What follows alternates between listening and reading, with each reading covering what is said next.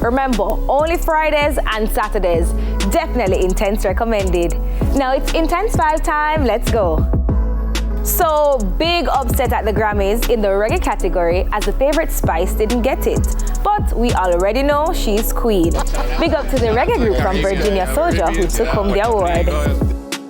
Lisa Hanna has made a bid for legend Bob Marley to be named a national hero. I say yes, 100 times yes, right?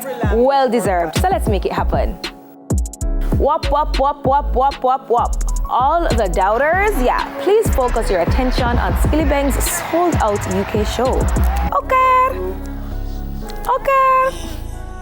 By the way, speaking of wop wop, have you seen JCF's latest post? No, sir. Big up the JCF social media team. And finally holding the spot this week, Kentaji Brown Jackson makes history as the first black woman confirmed to the US Supreme Court. Big up yourself, well proud. That's it for the Intense 5 this week. Remember to follow us at TVJ Intense on Instagram.